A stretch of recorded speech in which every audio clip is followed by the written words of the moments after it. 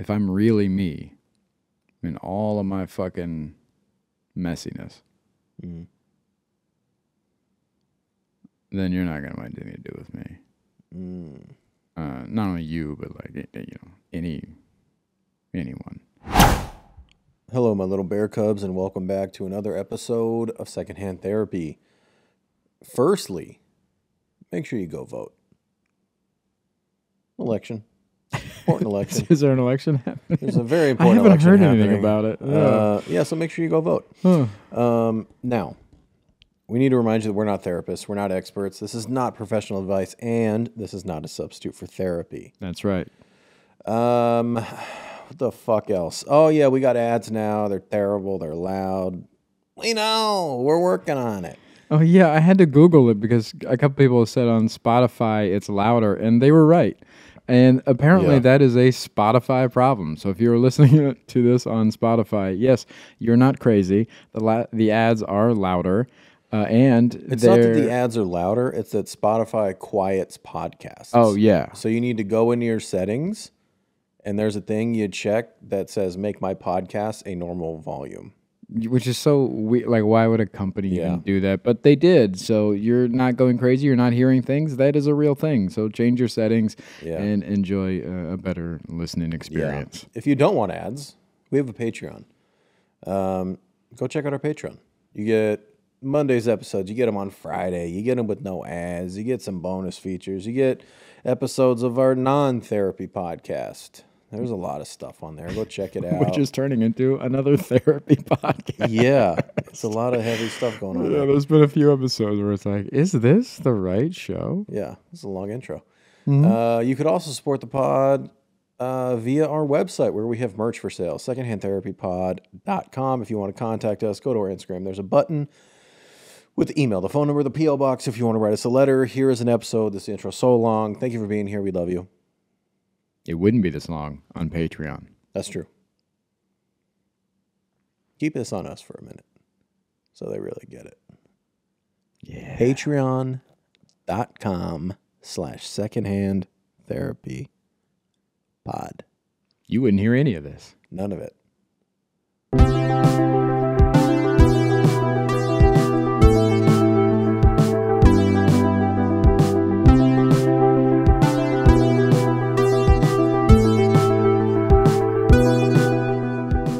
You seem very uncomfortable.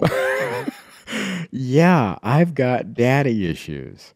Yeah. I knew that. Yeah, that 100,000 people knew that. I'm just becoming aware of. You're just starting to look at them. Yeah. You want to tell us about it, or you want me to go first? You go. Okay. I'm not going to share a ton. Oh, good. Excellent. Great. Not because of that, because I talked a lot about my relationship this week. So a lot of that isn't for the podcast. It's also, we walk a weird line of therapy being for us and also therapy being for work. And it's hard. I've honestly thought about getting a second therapist.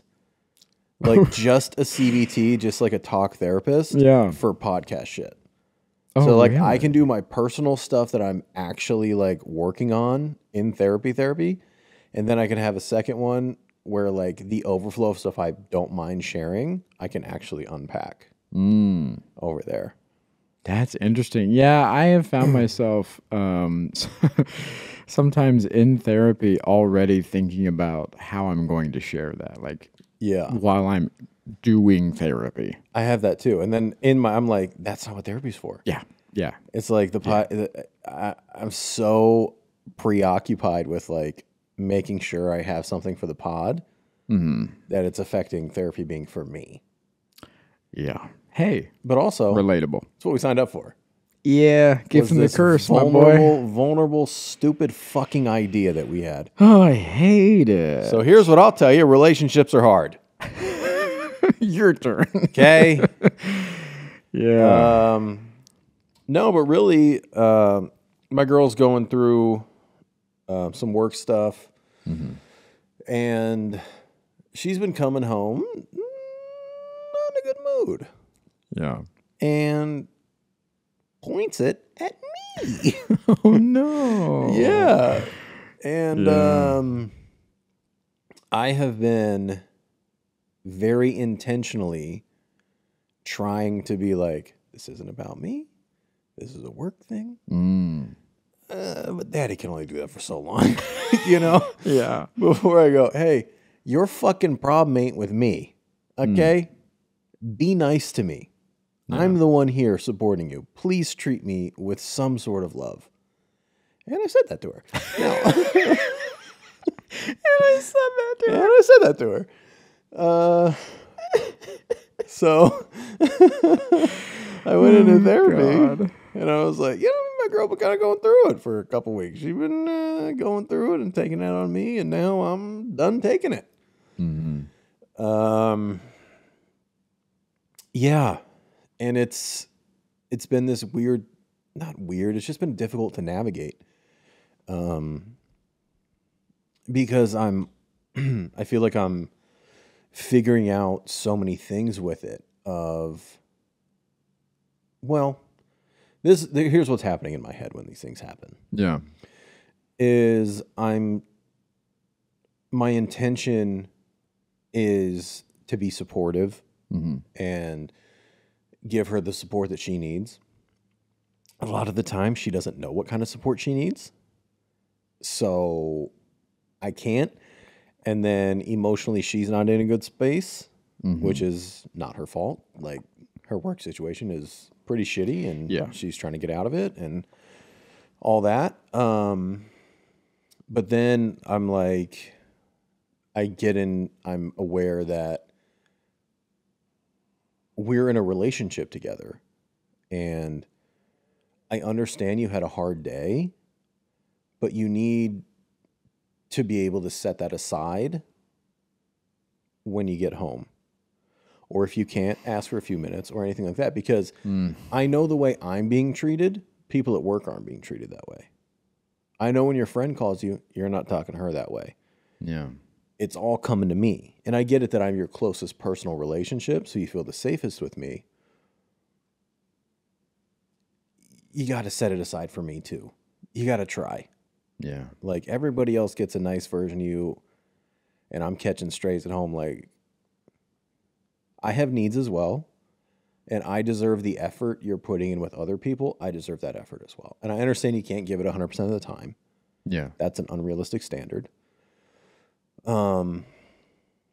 Yeah, so I find myself in a place of trying to be supportive, but also making sure that I'm communicating my needs. Yeah. And not setting aside my needs and my value in the way I think I should be treated consistently for the sake of her emotions. How hard is that for you? For somebody like me, that'd be damn near impossible. Yeah. I don't think I understand where you're at. You're asking me how hard is it to balance? To set those boundaries and to ask for those things that you think that you... Oh, that's not hard at all. It's easier for me not to. Oh, really? It's easier for me to speak up and be like, hey, It's much harder for me to get in a place of like, this isn't about me. Let her get it out. Okay. Ask her how she can have support. Because as soon as you come at me wrong, I'm like, oh, well, I didn't do anything. So... Yeah. So, yeah, for me, it's gearing back the boundaries. Because I've worked so hard on setting boundaries and being treated the way I feel I deserve to be treated, and treating people the way I feel they deserve to be treated, that I don't want to say I forget, because I don't, because it is in my mind. But then my instinct has become like, oh, no, we're not doing that. Yeah. But you got to be softer with your partner. Yeah. You know? Yeah, I would find that so hard to, and I have in the past, speak up for those needs or boundaries, or to speak up for those needs and set those boundaries. So what happens with you in situations like that if your partner is just not being nice to you for a while. Because you do have those feelings of like, why am I getting this shit? Yeah. Where do those feelings go? Oh, on the inside. Oh, you tuck them way down. You tuck them way down. It's not like punching a pillow. It's not screaming and do you notice it coming out at other people? Not other people, but definitely, yeah, screaming in traffic more, being just more agitated in general. Because I don't, from where my stance would be is I don't want to add to more shit for them. Yeah. They're already going through so much. I know that they're having a hard time. So who the fuck am I going to be to add on to that? I would never. So yeah, guess what? You get to be mean to me for a while. And that makes perfect sense to me. Yeah. I get it. But yeah. But I'm like, we signed up to be in a relationship. And if this was the other way around, you're just going to sit there. No, you'd be like, hey, you're my partner. You need to treat me with love and respect. Yeah, on our day, I get it. Yeah. Like, that is the difficulty of relationships. How is she at receiving those boundaries and things? Because again, like... Sometimes great, sometimes very, very defensive. Yeah. Yeah, that's what I would... Yeah. Her and I are similar in a lot of ways. And yeah. You guys have... You guys are both people pleasers. Mm-hmm. You two have very different attachment styles. So I think in a romantic relationship, you guys, when it comes to partnerships, are very different. Oh, probably, yeah. Yeah. But when it comes to receiving feedback, both very... Number one instinct is defensive, yes. Yeah, yeah. Yeah. But her, typically, she'll get defensive, and... At the beginning, that would be incendiary. Now, I can just be like, okay, it seems like you're getting defensive. Are you feeling attacked? And she can usually be like, yeah, I'm being fucking defensive. And then I'll just be like, then she's like, we need to table this for a little bit. Yeah. We table it, then we come back, and she can. I gotta be honest. I love her too. She's great. Yeah. She's great. She's great. Yeah. But yeah, then she can come back around now and be like, yeah, I'm getting defensive, and it's her attachment and her traumas and all that, and then we can kind of wade through it. But what we had a rough couple weeks of just not being able to get on that same page of communication, and recently she's kind of been like, she kind of, it's like, yeah, you're right. I'm not treating you the way I should be. And, she acknowledged she needed to step it up and be a better partner with regardless of when things are happening outside. Like, she might not be a 10 out of 10, but you have to put in the effort to be the best. Yeah. When she was not being able to do that, or not seeing that she wasn't doing that, I guess.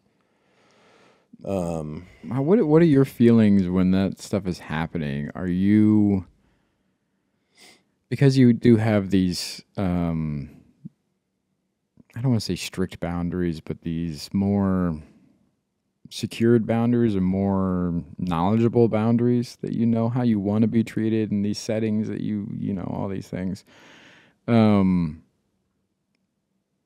Is there a time period there where you go, okay, I'm going to, like when do you start to say something? 'Cause it's not day one. It's not just like, oh, she had a bad day, and you're like, hey, you don't fucking treat me that way. No. I imagine it builds, and there's room for grace and all that stuff. Yeah, so. When it seems to be like a pattern. Because a day or two or three can happen, but when it's... Yeah. When it is now more days than not, when you're coming home, this is what's happening. Yeah. Like, let's rein it in. Like, I get it's hard. Yeah. It's hard, but you got to learn to let some shit, set it aside. You have to be able to set it aside. Yeah. For the better of the bigger picture of your life. And sometimes I probably say it sooner because I have emotions as well. And you I do, believe it or not. Autism and all. Wow. Test next week. can't wait. You know what? That's the real election. Yeah. You know who I'm voting for. We're getting 270. Autism. 270. Yeah, but sometimes, I mean, I'll be shorter tempered, or I'll feel attacked, or I had some shit go on that day, and I'm not able to be as it's. That's why I say relationships are hard. Yeah, it's like two people trying to understand. Just constant give and take, constant sacrifice, constant compromise. Yeah. And just constantly be willing to admit that you're wrong, or hear that you're wrong. It fucking sucks sometimes. Yeah. Yeah. In this new era that you're in, because you had some time off with dating. Yeah, I took 5 years off. Yeah. In Lou 2.0, and you have these standards that need to be met, or these boundaries, these settings, whatever you want to call them. And this has nothing to do with her. Let's remove her from the situation. Let's just say in a relationship in general. Does Lou 2.0 have a point of no return, or a point of like,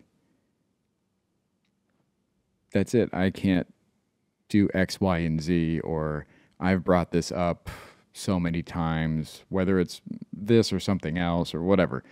Like, what does that look like since you've had the time off and you know what you're looking for? You've kind of honed into like, these are my needs. This is what whatever. These are my non-negotiables, all that kind of stuff that goes into dating in this new way. Yeah, what does that look like for? I don't know. Yeah. I don't have an answer. Because really I could only answer that with my partner now, because I don't think that is the same for every relationship.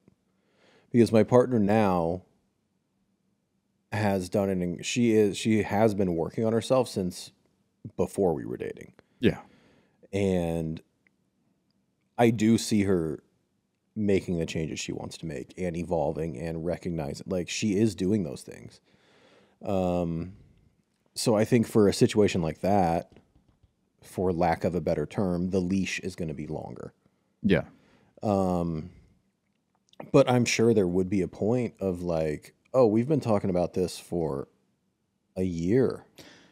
Yeah. And we're really not making progress. And I feel like this hasn't been a priority. You're saying it's priority, but it doesn't seem like a priority. I don't feel the effort from you. I don't know, something like that. Maybe. I really don't know I don't think I have an answer. Yeah. It's hard. I'll tell you one thing that was a light bulb for me in therapy this week. Yeah. So we were talking about, like, she comes home in a bad mood, and like, what's the ideal? I love an ideal. Oh, I know you do. Let's do it. Yeah. So let's say she's in a bad mood. I'm catching it. Right. And if I say to her, hey, you're being a little mean to me. I get you had a bad day. If you need a few minutes, I understand, but I need you to set this aside so we can start our evening, or something like that. Right. I say that. She comes back with, you're right. Give me 5 minutes. Let me decompress, set this aside. The 5 minutes is up. We're chilling. She's loving on me. I'm loving on her. We're laughing, all that. If that happens,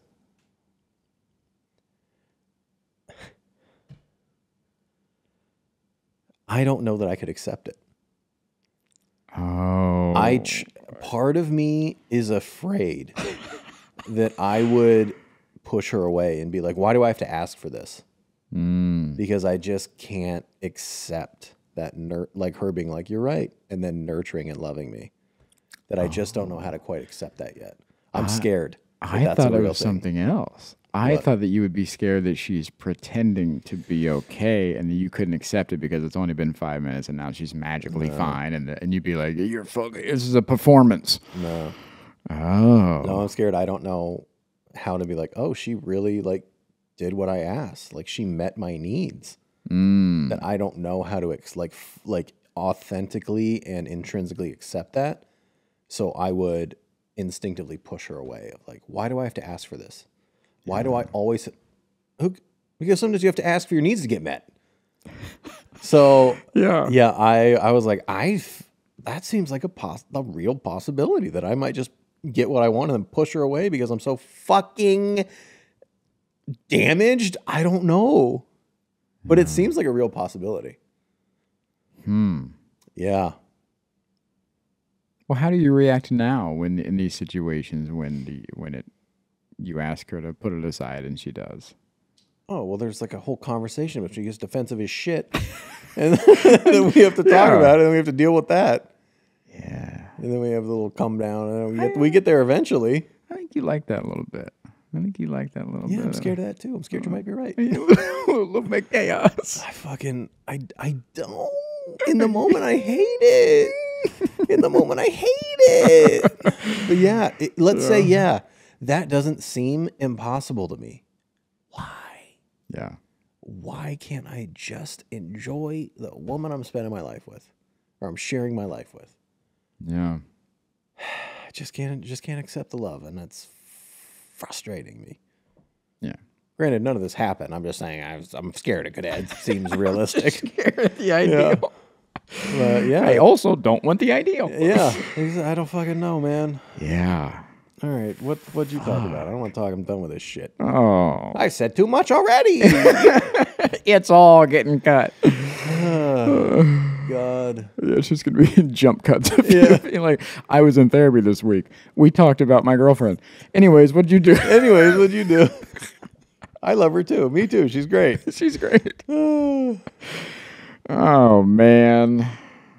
I don't know. I don't want to share, you know? Yeah. Yeah. Oh, I know. Yeah, it was a big day. Yeah. Big feelings today. Yeah. I haven't had therapy in 2 weeks, which feels like a lifetime. 2 weeks is a long break. Yeah. Yeah. I didn't like that. Yeah. So I had a lot of emotions to catch up on. And you and I have had some just big talks, not on the podcast, just in life here at the house. Yeah. And so, yeah, it's been... Side note, I'm sorry to interrupt. Yeah. When we get in those conversations, does it ever enter your mind all the people in emails and comments like, I just want to hang out with you guys? No, you don't. You don't know half the shit. We are constantly looking inward and examining each other. And it is exhausting. You do not want to hang out with us. No I promise you don't want to hang out with us. It's too much therapy. It is unreal. We got a live show if you're in Los Angeles. If you want to hang out with us. If you really do want to experience it. December 19th, come on out to the Lyric Hyperion. We got a live show. Yeah, I tell you what, if you really want the true experience, come to the house about an hour before the show. Yeah. That'll be the real. Yeah. That's the real show. We should record that. Yeah. Just set up a camera of you and I fucking... Just us loading up these chairs. Just anger panic. Yeah. Fuck. All right, I gave you a nice out, but it's over. What'd you talk about? God damn it. Well, we're out of time. So maybe next week we'll talk about it. Oh, God. Okay. So you and I had a conversation yesterday. And because we were like... I honestly don't remember what it was about. Okay, good. We don't have to talk about it. So anyway, how's pickleball? Refresh me. I played out of my mind today. Oh, buddy, I was dominating on today. It was a good one. So we were kind of like talking about some of the comments and this and that on the latest videos about from the other show, the other shit show. fucking idiots in the comments. Those clips have been real conversation starters in the comments about judgment and toast and things like this. Why would you ask him about toast? I didn't. It's a hypothetical. It's a literal hypothetical. What if I criticized toast? Why would you mention toast? I didn't, bitch.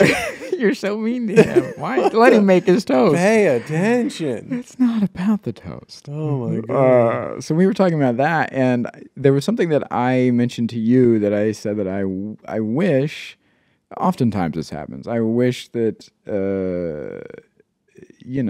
I would have said this, or I would have responded this way or whatever. And one of those things in that episode was, you kept asking me why I care. Why do you care? Why does that bother you? Why do you care? And I was really trying to think about that.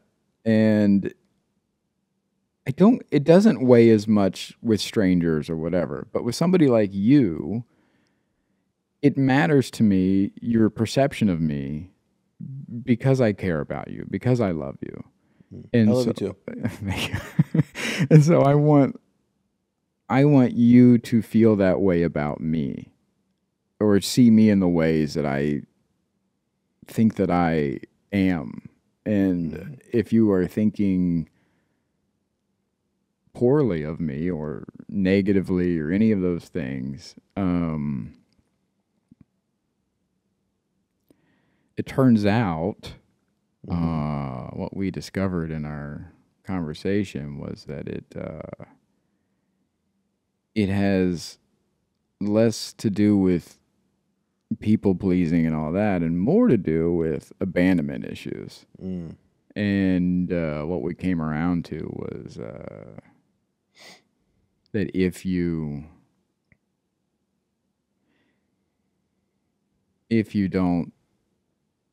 if I'm not good enough, you will leave. And hey, I don't want that. And I have, I shared with you that, like, and my therapist this morning, because this is how our therapy started, was talking about that conversation. People, when they hang out with me short term or at an arm's distance or whatever, man, I'm great. Man, I'm just the best. That Michael Malone, he's fucking great. It's the people that spend a lot of time with me or really get to know me on a personal level. And you and I spend all of our time together. We live together. We do this together. We unpack a lot together. You see every side of me. Yeah, I hate you. Yeah. And shut up. And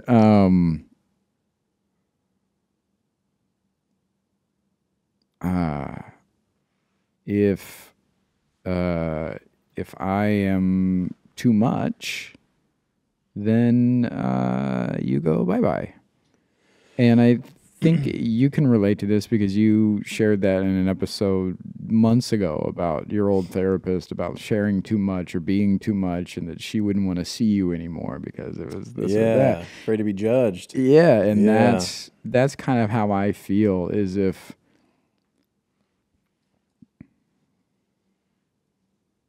if I'm really me in all of my fucking messiness, then you're not going to want anything to do with me.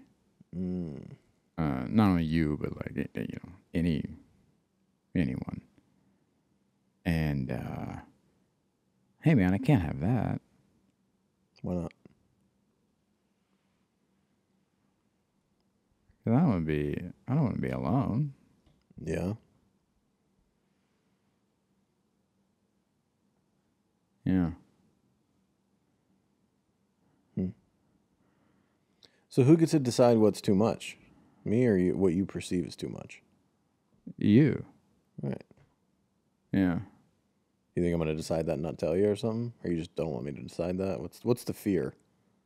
You're going to decide that and leave. And not say anything? Just be like, oh, this fucking guy. No, I think it doesn't matter if you say it, if we have a discussion or not. The ending result is being left. Do you think that's why you keep people around longer than they should? It's just in case, so you'll never be alone.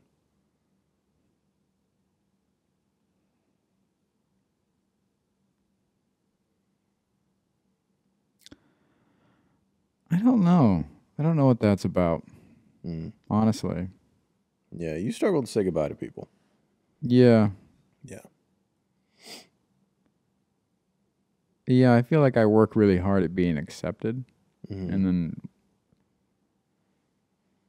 it's kind of like that thing you get into in relationships, right? When you know it's not, neither one of you are having a good time anymore, but you're like, we put all this effort and time into this. Yeah. And you're like, yeah, but everybody on the outside's like, you got to get the fuck out of there. Yeah. To both of you. You know what I mean? But you're like, yeah, but we've been together. And he's like, hey, that doesn't count. Yeah. That is weird when people are like, you've already lost that time. Yeah. You want to lose more? Yeah. Yeah, that's a weird thing. That makes sense. But when you're in it, you're in it. That's the fucking weird thing about relationships is everybody else can see it, and then months later you're like, oh yeah, what the fuck was I doing? Like, yeah, we tried to tell you. Yeah. Many of us had sit downs with you. Yeah. So that's how therapy started today, was talking about abandonment, and that was something that I didn't know was at the root of a lot of my people pleasing or acceptance or whatever. So he asked me, he said, can you think about a time in your life when you were neglected or abused? And I don't feel like I fit into those categories at any stage in my life. Because I feel like those are, maybe I'm not thinking of it as emotional or whatever. Because I think of those things as like pretty hardcore situations, like neglect and abuse. Like I never felt any of that. So I shared with him that I was like, I told him just that, and then I said,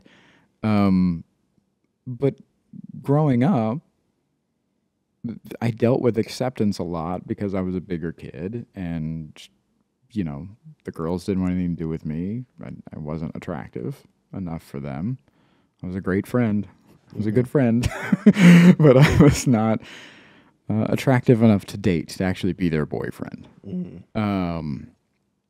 And the guys didn't want anything to do with me because I could give a fuck about sports. I could really give a fuck about playing sports or watching it or whatever, so they had no use for me. And so acceptance was really hard. And I had a lot of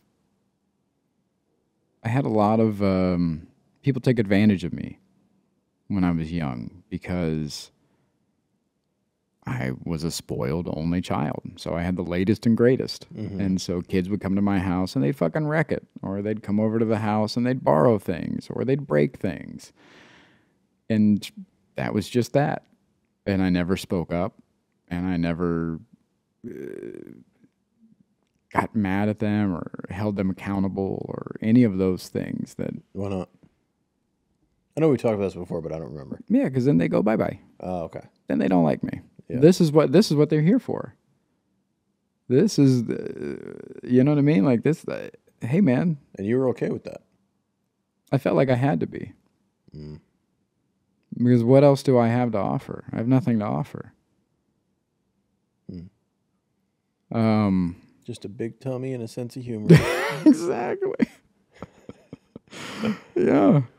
And so we talked a lot about that validation and acceptance that goes with that. And then also this idea of, again, like feeling like people are trying to embarrass me. And then we got around, it was almost like a throwaway. I was like, yeah. And then, as far as like home life goes, I was like, yeah, my dad really wasn't around a whole lot. And man, he went to that like fucking blood in the water, dude. And he was like, your father? I was like, yeah. Because I keep forgetting that he's new. So he doesn't really understand all the dynamics and, you know, the background and all that stuff. So I was like, oh, yeah, my dad really wasn't around, this and that. And he was like, let's talk about that. I was like, okay. Fucking stupid. Yeah. Fucking, okay, yeah. I never Didn't even deflect it or anything. No, just blindly just, okay. You know, my mom's dead. Let's talk about mom. You know, mom? Have I told you about mom yet? So we started talking about dad. And I know I've shared some of this before, but this all leads to this new revelation. And so he, you know, was asking a few questions about dad and this and that. And then he goes, okay, let's role play a little bit. And I've never done that in therapy. It's the fucking worst. I had to talk to a pillow. Yeah. Luckily. Let's pretend she's sitting here. I was like, God damn it. I was so afraid he was going to be like, let's pretend that I'm your father. And this, and I was like, no. The internet's, it's gone. Yeah. I don't know. The computer's broke. I punch it. So you come home, the house is burned down. What happened? Well, he tried to be my dad. And, I get it. So I said, okay, yeah, let's role play. Mm-hmm. And he goes, I'm going to share some things about my father, and then as an example, and then I want you to share in the same way. And I said, oh, okay. I was like, thank God. Mm-hmm. So he said, also not role playing. Go ahead. Yeah, it was weird. And so he said, my father, I was raised by a man who, you know, X, Y, and Z. And then it was my turn. And I shared, you know, I said that I was raised by a man who I truly believe wanted to be better. He just wanted to do better and be better and couldn't figure out how.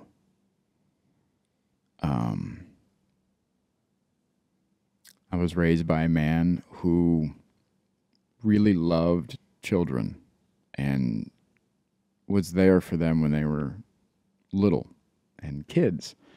But I don't think he knew what to do with them when they got older. That seems, and I'm sorry to interrupt you, that seems to be a thing about men. Men love babies, but don't love children. Yeah. Yeah. And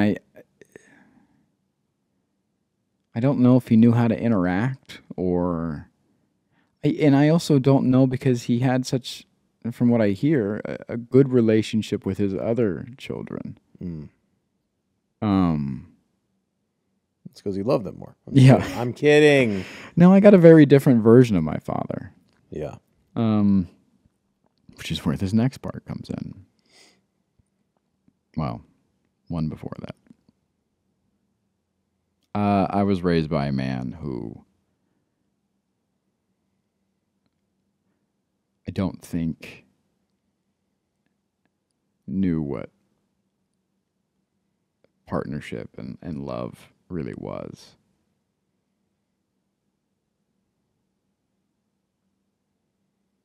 I was raised by a man who got caught up in addiction and could not find his way out. And it's taken me years to have empathy for that and realize that that was not his fault, the way he got into that.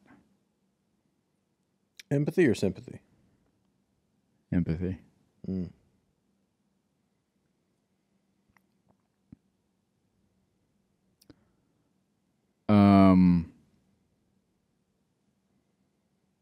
I'm noticing my hands right now because he fucking, even in therapy, dude, I was crushing my hands, and he goes, let's sit with this for a minute. He goes, where do you feel this in your body? And I was like, my fucking hands. And I was just like grinding them. Yeah. And he's like, okay. He's like, let's just sit with this. And we did that. That was no fun. Yeah. And then he goes, okay, We're going to do this again, only we're going to change it a little bit. We're going to change the wording to because I was raised by a man who X, Y, and Z. And he shared. And then it was my turn. And, oh, buddy, it was because I was raised by a man who always wanted to be better and do better. I don't know when things are good enough. I don't know when the good times are because it's not good enough. It's never good enough. I can never be satisfied and just take it in because there's so much more work to do because wherever we are is not where we're supposed to be. There's more work to be done. It's just not enough.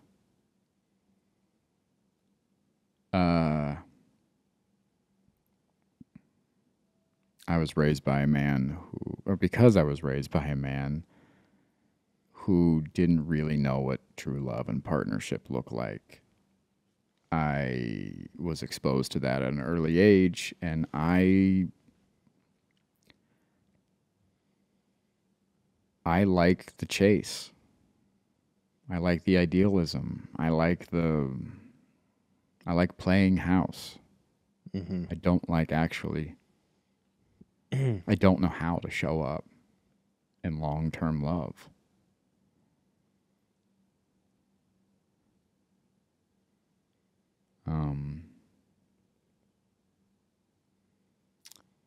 Yeah.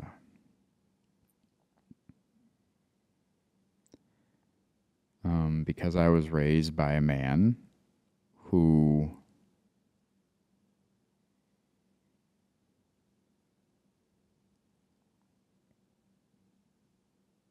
had addiction problems and couldn't find his way out. I'm terrified to try new things, to enjoy myself, to do even the smallest, things of like, let's have a shot. Let's do a little. Everybody's doing mushrooms now. Everybody's microdosing. Buddy,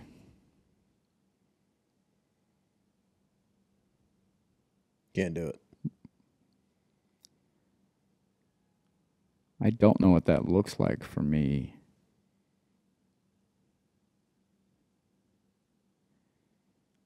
When I started, now, granted, there was some shit going on in my life, but when I started smoking weed, it was in my early 30s. And it became my identity. I remember that. Swallowed me. Yeah.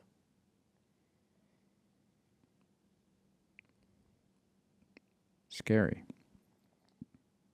But you still smoke weed. Here and there. Yeah, but you're not afraid of it anymore, are you? No, but what happens if I try something else and I like it? That's harder than weed. Weed's some fucking training wheels, you know what I mean? Well, let's be honest. Whatever you try, you're gonna like it. That's what drugs are. They're great. Yeah. Yeah, you just don't do it all the time. Yeah. Yeah.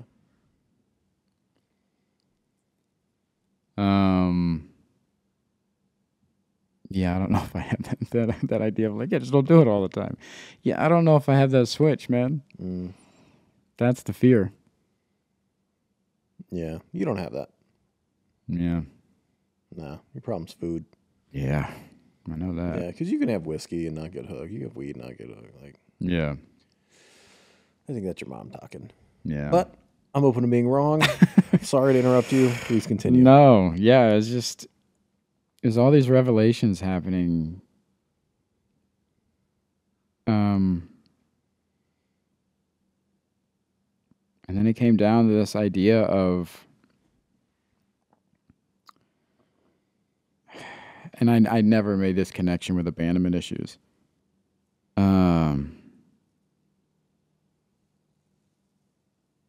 Because because I was raised by a man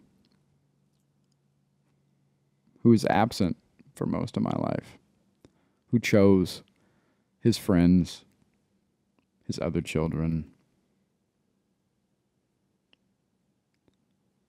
everything else but me, it felt like.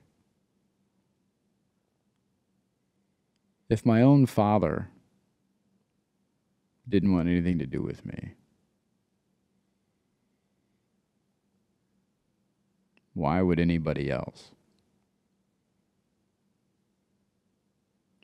I don't understand why your mom doesn't fall into that.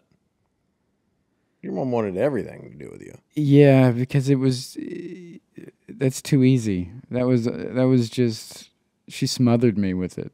It was just, it was way too, I didn't have to earn that.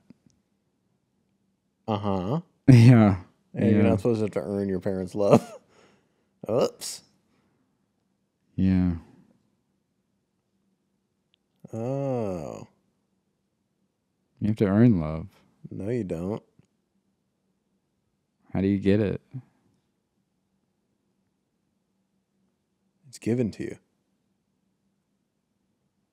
By people that think you deserve it. Because you've earned it from them. Where'd you learn that? It's just how life is. Right? No. You don't think love is earned? No. How do you get it? People give it to you. But how? They What do you want do? to. They just... You form a connection. They want to. If you have to earn somebody's love, it's not love. That's a debt.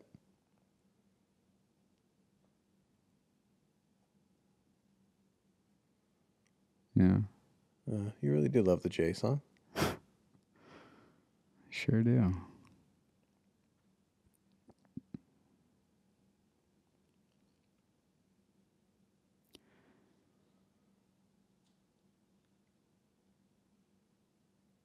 At this point, I thought I would fill in my therapist with a little background on who my father was. Mm-hmm. And so we did that dance. And at this point, I'm bawling my eyes out. Yeah, that makes sense. Yeah. Just abusing my hands and just crying. Yeah.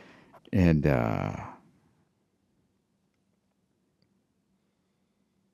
I've mentioned this before, but I don't know how much we got into it, but it's just this idea of like,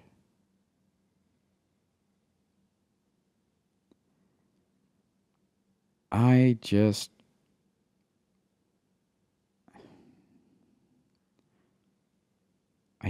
want to help my dad figure it out.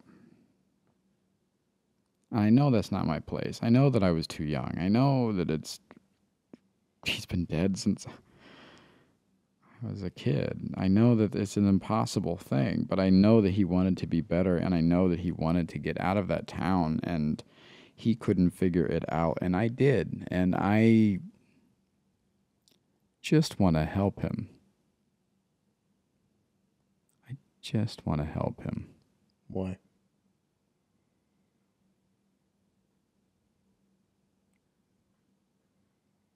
Because he deserves it. And that's love.